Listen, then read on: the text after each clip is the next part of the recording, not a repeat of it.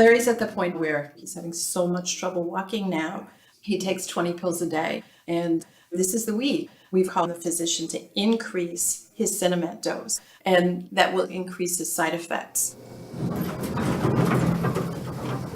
My symptoms are way more obvious than ever before, and the pain is a little sharper. Hello? Hi, Larry. My name is Dr. Blake. Larry Smith? Nice to meet you. So, Larry, have you ever used medical marijuana before? No. The goal of treatment with Parkinson's patients, or with any medical marijuana patients for that matter, is to decrease the symptoms of your qualifying condition by using the least amount of medical marijuana possible. These are not the days of free from madness. Yet I and millions of other people can't have it without facing serious jail time.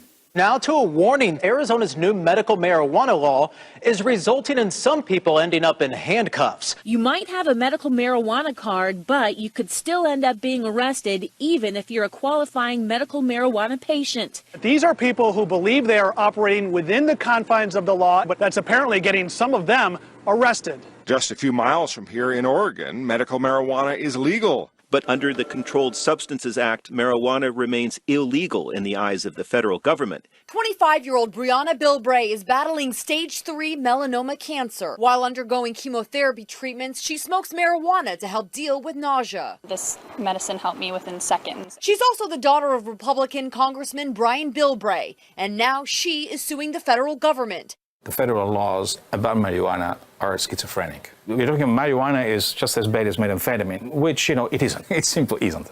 It's a plant that has a chemical in it, and this chemical does some good things and does some bad things.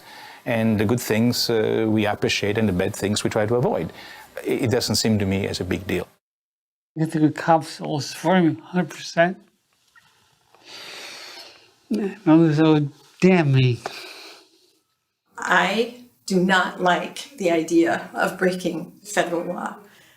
Even though it's the state law is in California is very clear that it's permissible, I'm still uncomfortable. But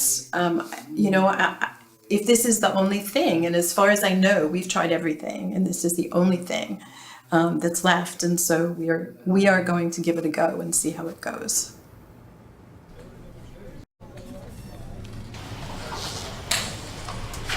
Welcome. How are you doing? Hi. Welcome to one-on-one. Thank you. So I'm going to go ahead and buzz you through. I was thrilled. We get people in here a lot that are not for medical marijuana. They think it's a drug. Their regular doctor wouldn't tell them to take it. They don't know what to expect when they come through the door. They're scared. So when those people come in here, it's good to be able to put them at ease and have them leave with a feeling, okay, I'm okay, this is okay. They don't walk out feeling like they've done something wrong. They've been somewhere they weren't supposed to be. They've been educated. They've gotten a focused medication aimed at a certain specific ailment. They didn't just come in here and buy pot. He has this real problem with dyskinesia, and some of it is actually the result of the drugs he has to take so that he can move. And then he has a lot of pain, just because his body is just so rigid a good deal of the time. Right. For pain relief, as far as to help with the joints, to help with the sleep, this is our old hippie OG. For people that don't like to smoke, the edibles have a much longer lasting effect. Yeah. Great for pain relief. Yeah. See, that sounds really good for him. All right. No, these are 15. I would say it's much cheaper than all of the prescription meds that you can get put on. Some of those can be extremely expensive. A lot of them are not covered by your insurance. And you start compounding meds. You get one medication, you need another one because you got side effects. And that one gives you side effects, you need another one because you're nauseous. Now you need another one because you can't sleep. The more you can eliminate, the budget that you need is going to go down. So the medications Larry takes for his Parkinson's are thousands of dollars. Every time I refill a prescription, it's about $3,000. And the deep brain stimulation was about $250,000. And then every time Larry's batteries run down and need to be replaced, it's probably around $80,000. So this was 40. The fact that there is no money to be made in marijuana certainly plays a role in limiting research on marijuana proper. Pharmaceutical companies have no interest in marijuana because they cannot sell it. The public has a mixed interest in marijuana because we know the public opinion in this country and others is split. You know, there are those who believe it's useful and those who believe it's extremely harmful.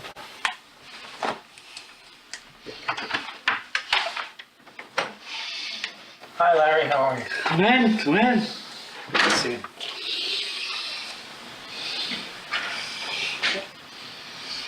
How you feeling? It's been a bit of a rough week. Really? And the best way to take it is put it under your tongue and rub it in your cheek.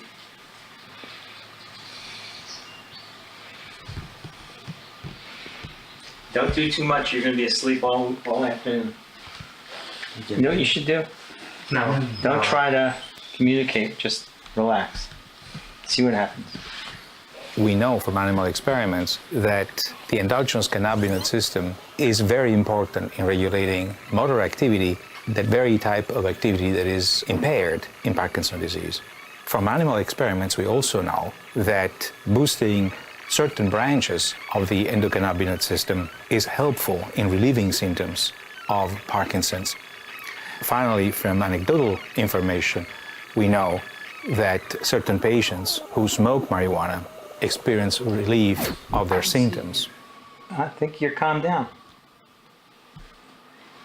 So quickly. Isn't that amazing? He used just a single drop, and his hands afterwards were rock steady, and the dyskinesia left. It was coming back. It works most of the time. In fact, it's... Did you guys eat lunch? Are you hungry now? 1 a.m.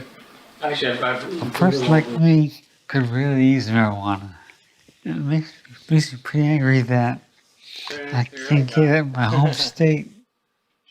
The number one frustration that I have is knowing that there is this untapped potential that comes from what marijuana is teaching us to generate new medicines, and being stuck because of financial issues or political issues. That is extremely frustrating. We now know that medical marijuana controls dyskinesia, and yet it's not available to us.